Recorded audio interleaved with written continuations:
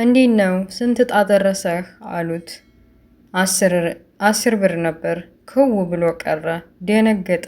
ያላሰበው ነገር ተከሰተበት። በጭራሽ እኮ እንደዚህ አልገመተም። 4 ሚሊዮን ብር በእጄ ይገባል አገኛለሁ የሚለውን ነው እንጂ ያሰበው በተአምር 10 ብር ወይም ደግሞ በባዶ ቀራለሁ ብሎ አላሰበም። ከፍቅረኛው ጋር ብዙ አልሞ በቃ ድንገት ጨለመበት። አባባ 10 ብር መሆኑን ሲያውቁ ፈገግ አሉና የደረሰው 10 ብር ነው ማለት ነው እንካ ብለው ሰጡት። ቦግልም ብሎ በቃ የሚያደርገው ሲያጣ ከአባባ ጋር ወረቀቱን ፊታቸው ወርውሮ ውልቅ ብሏል። አባባ እንደዛ ስታሰቃዩኝ ኩርሲ ላይ ይዛችሁ ውሽማህ ጋ ምንም ርህራሄ ሳይኖራችሁ እኔንም አብራችሁ ጨካኝ ያደረጋችሁኝ፣ እንደዚህ እንዲሆን ያደረጋችሁኝም እናንተ ናችሁ እያሉ በሚሆነው ነገር ፈገግ ብለዋል። የሆነውን ነገር ግራ ስለገባውና ስላናደደው ቦግልም እያለ ፍቅረኛውን ቀጥሮ ከመንገድ ጋር ተገናኝቷል። ፍቅረኛው ገና ፊት ለፊቱን ስታየው እንዲተናደድና በተለይ ደግሞ ከዚህ በፊት 4 ሚሊዮን ብር አባባ ያበድሩኛል ብሎ ስለነገራት ያንን አቶ ይሆናል ብላ በግምት ምን ሆናል ብላ ጠይቀችው። እሱም አላገኘውም እኮ ገንዘቡ እንደዛ ያልኩሽን ያ ይሰጠኛል አባባ ይሰጠኛል ያልኩሽን ገንዘብ እኮ አላገኘሁም። ስለ ሁሉም ይቅርታ። ከዚህ በኋላ የምትወስኒውን ውሳኔ አከብራለሁ። የፈለግሽውን ውሳኔ ወስኒ። ወይ አገባለሁ ብለሽ ወደፊት መጠበቅ፣ አለበለዚያ ደግሞ ሀብታም ፈልገሽ ማግባት፣ ጥለሽኝ መሄድም ትችያለሽ። በራሴ ስራና በራሴ እድል ነው ማዝነው፣ ባንቺ አላዝንም ብሎ እየተወናጨፈ ጥሏት ሄዷል። እሷም እንደዚህ ማዘኑ ስለደበራት ከአባባ ጋር ተገናኝታ ምን እንደሆነና እንዴት ተፈጠረ ጠየቀቻቸው። አባባም ግራ ገባቸው። እስኪ አስቢው ልጄ 4 ሚሊዮን ብር ሰጥቼው መቼ ሊመልስልኝ ነው? 4 ሚሊዮን ብር በቀላሉ በአሁኑ ጊዜ እንደማይገኝ ጠንቅሽ ታውቂያለሽ። እና ስራ ቢኖረው ኖሮ ግማሹን እንኳ የተወሰነ አመት ይከፍለኛል ብዬ ተስፋ አረግ ነበር። ግን ደግሞ እንደምታውቂው ስራ የለውም እና በእኔ ትፈርጃለሽ። እንደዛም ስላረኩ ደግሞ ፍቅረኛሽን ይቅርታ ስላስደበርኩሽ አሏት። ኧረ አባባ አስበው ምን አጥፉ? በገዛ ገንዘቡ እሱ ሰርቶ ማግኘት ነበረበት። ይህን ያክል ብር መጠየቅም እኔም ራሴ ተው እያልኩት ነበር፣ ግን ደግሞ ተስፋ አይቆርጥም እና አሁን እንደዛ ስላላገኘ እየተወናጨፈ ጥሩ ሙድ ላይ አልነበረም። ለዛ ነው ጠይቀውት ምን እንዴት ተፈጠረ የመጣሁት እንጂ አለቻቸው። አትዘኚ፣ ለማንኛውም ነይ ቡና እንጠጣ ብለው ወደ ቤት አስገብተዋታል። እሳቸው ጋር እያወሩ ድንገት ያቺ ቲና ተብዬዋ ስትመጣ ውጪ ከኪችን ግቢ እናውሪ አሏት። ምክንያቱም ዲያኒ ፍቅረኛ ጋር ሲያወሩ ሰምታ ደግሞ ሌላ ነገር እንዳታደርግና የዳኒ ፍቅረኛ እንድትቀየም አይፈልጉም።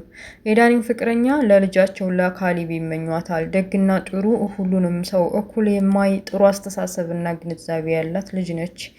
ሁለመናዋ የምትወደድ ልጅ ነች። ግን ደግሞ ካሊብ እንደዚህ አሁን ይቺ ቲና ተብዬዋ ስላቆሰለችው እና ስላደማችው ስለ ሚስትና ስለ ፍቅረኛ ጭራሽ አያስበውም። ግን ደግሞ የአባቱን ትዕዛዝ ማክበር አለበት እና የአባቱን ትዕዛዝ ወደ ወዲህ ማለት የለም። እስቲ ሞክራለሁ። ለማንኛውም እንዳለው በቀደም ስለ ሚስት መቼም እሷን ሲያይ ማሰብ ይጀምራል።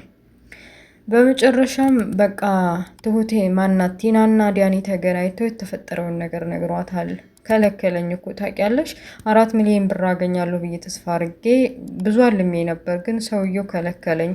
ከዚህ በኋላ የምታደርጊውን ነገር ብታደርጊ ደግፍሻለሁ፣ እንደስተ ዛሬው አታድርጊ፣ ይሄ መጥፎ ነው ብዬ አልከራከርሽም ሲላት፣ አየህ አደል ስሜቱ ገባህ? እኔ በቀደም እንደዛ በካርታው የተነሳ ራሴ ሲነዲ ዝም ብለኸኝ እንደ ቀልድ በቃሽ ብለኸኝ ነበር።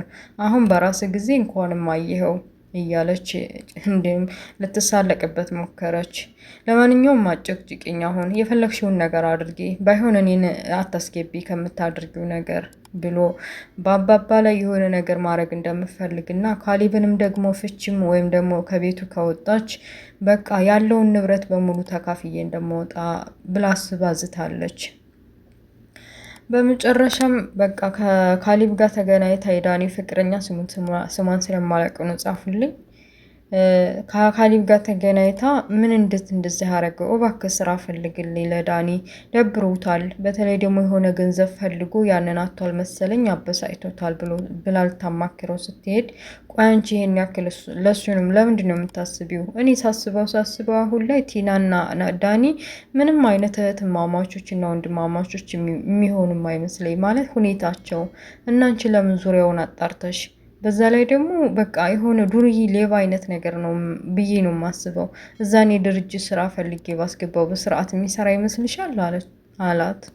እንዴት እንደዚህ ትላለህ? የሰው ልጅ እንደዛ አይባልም። ደግሞ ሲሰርቅ አይተህ ነው እንደዛ የምትለው ብላ ቆጠት ብላ አመሰግናለሁ ብላ ጥላ ሄዳ ወደ አባባ ጋር ጎራ አለች። አባባ ጋር የደበቁት ነገር አለ፣ እሳቸው አይደብቁኝም፣ መቼም እውነቱ ይነግሩኛል ብላ ስለ ዲያኒ ለማጣራት ወደ አባባ ዘንድ ሄዳለች። አባባም ምንም አይነት ወሬ ሳሰሚ በራስሽ ጊዜ ማጣራት እንዳለባት፣ ሰዎችን ዝም ብላ ተጠላች ወይም ተጠጓት እንዲህ በቀላሉ ዝም ብላ ማመን እንደሌለባት ነግረዋታል። እሷም እሺ ደግ ብላ ሊሸኟት ወጥተዋል። ዳኒ ተብዬው በቃ ምን ማድረግ እንዳለበት ግራ ገብቶታል። በመጨረሻ ትሁቴን መጥቶ ከለከለኝ እኮ አየሸው አይደለ ምን አይነት ሰውዬ እንደሆነው። ቆይኔ አሁን ብጨክንበት እና በላዩ ላይ መጥፎ ነገር ባረግበት ይፈረድብኛል? 4 ሚሊዮን ብር እሰጥሃለሁ ብሎ ተስፋ ካደረግኩ በኋላ ከለከለኝ አላት። ቆይ ምን አድርጎ ነው የከለከለህ? አባዬ በጭራሽ እንደዛ አያረግም። መጀመሪያማ እጣህን እድልህን ሞክር ብሎ ወረቀት ላይ ከጻፈ በኋላ እንዳጋጣሚ ሆኖ ያነሳሁት ወረቀት 10 ብር ሆነ እና በዛ ምክንያት ያው አላገኘሁም ማለት ነው አለ። ታዲያ አባባ ምን አደረገህ? 4 ሚሊዮን ብር ያለውን ወረቀት አንስታ ቢሆን ያለ ጥርጥር አባዬ ቃሉን ሳያጥፍ ይሰጥህ ነበር። ችግሩ ደግሞ አንተ እንደ እድል ሆኖ 10 ብር ያለበትን ነው ያነሳው እና አባዬን ከማማረር ይልቅ እድልህን አማር ብላ መለሰችለት። እና ደግሞ ምን ሆነ አጠፋች? ፍቅረኛ የለችም እንዴ? አራለች። ምን ነው መታ አላይሻትም እንዴ አላት። አላየዋትም፣ ውስጥም ስለነበርኩ ወደ ሳሎን ስላልወጣሁ አላየዋትም። አዎ መታ ነበር። በተለይ ከካሊብ ጋር በቃ አባባ ወደ እሱ እንድትጠጋ እና እሱ ጋር እንድትሆን ይፈልጋል መሰል እያገናኛቸው ነው ብሎ ጠየቃት። እውነቱን ነው። ያው ይከብዳል። ለአንተ የምትገባ ሰው አይደለችም። በጣም ጥሩ ልጅ ናት። ትበዛብሃለች። በዛ ላይ አንተ እዚህ ውሽም እኔ እኮ ግርም የምትለኝ እዚህ ውሽም እዚህ አስቀምጥህ እሷ ደግሞ ፍቅረኛ እንደዚህ የምታደርገው የሆነ ስታቅ ምን ትለኛለች ወይም ጥላኝ ትሄዳለህ ብለህ አስበህ አታውቅም አለችው። እሱም ማሰብ አልፈልግም፣ ግን በተአምር ደግሞ ፍቅረኛዬን ማጣት አልፈልግም ብሏታል። በመጨረሻ አባባና ትሁቴ ዳኒ ሆኖ ስለተፈጠረው ነገር እያወሩ ዘናፈታ እያሉ ነበር። አባዬ አላየውም፣ በጣም ደብሮታል፣ ተስፋ ቆርጧል አለች ትሁቴ። ምን ላድርግ ልጄ፣ 4 ሚሊዮን ብር ሰጥቼ መቼስ አይከብድም? መቼ ነው የሚመልስልኝ? ሰርቶ አይመልስልኝ። ግን አባዬ 4 ሚሊዮን ብር እዛ ወረቀቱ ላይ ቢጻፍ ኖሮ ትሰጠው ነበር አሉት። አይ ልጄ አይጻፍማ፣ አልሆነማ፣ እንደማይሆን ስላወቅኩ ነው ሲጀመር እንደዛ ብዬ የጻፍኩት አሉ። እንደሱ እየተጫወቱ እኔ እንጃ ከዚህ በኋላ ምን ምክንያት ድርድሮ ምን እንደሚያደርግ አላውቅም። ብቻ አሁን ላይ ተስፋ ቆርጧል አለች ትሁቴ። ስራ ፈልግልኝ ብዬ እኮ አላገኘህልኝም። አዎ እኛ ድርጅት እኮ ያን ያክል ስራ የለም። ባገኝ ኖሮ ነግርህ ነበር፣ ስላላገኘሁ ነው። በቃ ባንተ በአካባቢ ፈለግ ብለህ አላገኘህም አለው። እንዴ በእኔ በኩል ባገኝ ዝም ብል ነበር? እንዴት ጥገኛ ሆን ነበር እንዴ? ግን አንተ ልጠይቅህ፣ እስከ መቼ ድረስ ነው አባትህ ላይ ጥገኛ ሆነ የምትኖረው? እኔ በአንተ ቦታ በሆን አስብኩት፣ ቢያንስ ለብቻ የቤት ተከራይቼ ህይወቴን እቀጥል ነበር፣ አባቴ ድርጅት ብቀጠር እያለ ዳኒ አንዳንድ ነገር በቃ ምን ሊናገር እንደፈለገ በማይገባ መልኩ ካሊብን እየተናገረው ነበር። ካሊብም እንዲህ በቀላሉ ዝም አላለም እና እንዳንተ ጥገኛ ከመሆን አይሻልም? ቢያንስ እሰራለሁ እኔ አባቴ ድርጅትም የአባቴ ቤትም ቢሆንም ስራዬን በደንብ በውጭ ሀገርም ሳይቀር እየሄድኩኝ እሰራለሁ። እጄን አጣጥፌ ቁጭ አልልም አለው። የዳኒ ፍቅረኛ አሁን እየነቃች ነው። አንዳንድ ምልክት በዳኒኤል ላይ እያየች ትመስላለች። ይሄ ነገር ግራ ገባኝ እኮ ለምንድን ነው ቅድም ካሌብ ሌባ ነው ምንድን ነው በደንብ አረጋግጭ፣ እህትማማቾች እና ወንድማማቾች አይሆንም ያለኝ ለምንድን ነው ብላ ራሷን መጠየቅ ፈልጋለች። አባባንም ሂዳ ጠይቃቸዋለች። አባባም የሚገባውን መልስ ሰጥተዋታል። በጥንቃቄ ነገሮችን መረዳት እንዳለበት እና ቆም ብላ ማሰብ እንዳለባት ሰው ስለነገራት ብቻ ፈጠን ብላ ህይወቷን ማበላሸት እንደማትችልና ተረጋግታ ማሰብ እንዳለባት መክሯታል።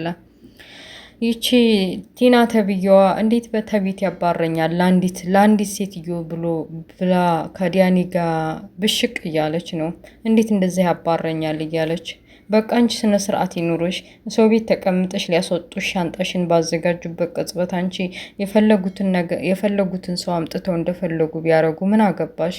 በማያገባሽ እየገባሽ ህይወትሽን አዘባርቂ። ዝም ብለሽ አርፈሽ ተቀምጠሽ ወደፊት ምን ማድረግ እንዳለብሽ አስቢ ብሏታል።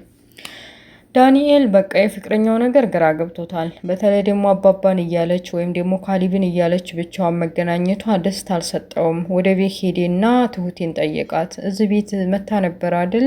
ምንድን እየተፈጠረ ነው ያለው? ያወሩትን ነገር አልሰማሽም ብሎ ጠይቃት። ኧረ አልሰማሁም። መታ ነበር እንዴ አለች። ለነገሩም አላየቻትም እውነትም አዎ መታ ነበረ። ይሄ ሰውዬ ሳስበው ይሄ ሽማግሌ ለልጁ እያመቻቻት ነው የሚሆነው። አንቺ ምን ታስቢያለሽ? እሷ እኮ የምትመርጠው እኔን ነው የምትመርጠው እያለ በቁጭት እየተናገረ ነው። ኧረ እባክህ እሱ እኮ ካሊብ ብር አለው፣ ጸባይ ያለው፣ ሁሉን ነገር አለው። በዛ ላይ እንዴት ብለህ ትመርጠኛለህ ብለህ አስብክ? በዛ ላይ ደግሞ እዚች ቲና ጋር ተብዬዋ አብረ መሆንህን ካወቀች ጥላህ እንደምትር እርግጥ ነው እና እሱን የምትፈልገው ነው የሚመስለኝ በእኔ በኩል ብላ ስትነግረው በቃ ብልጭ አለበት መሰለኝ። ይሄ ሰውዬ እውነትም እኔ ማፈቅራትና የምወዳትን ከእጄ ፈልቅቆ ሊወስድብኝ ነው፣ ለእሷ ብዬ መስሎኝ እዚህ ቅጥንቅጥ ውስጥ የገባሁት ብሎ ወደ ሳሎን አምርቷል። እሳት ለብሶ ጎርሶ ሳሎን በቃ ቲቪ እያየ ነበር ካሊብ። ከይም መጣ ሳይባል ዲያኒ ተብዬው ጉሮሮው ላይ ቆመ። እንግዲህ ድራማው እዚህ ላይ ያበቃል። ውድ ቤተሰቦችዬ እርግጠኛ ነኝ ትሁቴ ደርሳ ወይ ደግሞ አባባ ከውጭ መጥተው የሚያድኑት ነው የሚመስለኝ። ግን ከዚህ በኋላ ቤት የሚኖር ይመስላችኋል? እና ውድ ቤተሰቦችዬ ትሁቴ ድራማ ይህን ይመስላል። ቀጣይ ፓርቲ ይዤላችሁ እስከምመጣ ድረስ ውድ ቤተሰቦችዬ ስወዳችሁ ላይክ፣ ሼር፣ ሰብስክራይብ ማድረጋችሁ እንዳትረሱ። ለዛሬ ይህን ያክል ይበቃናል። ባይ ባይ።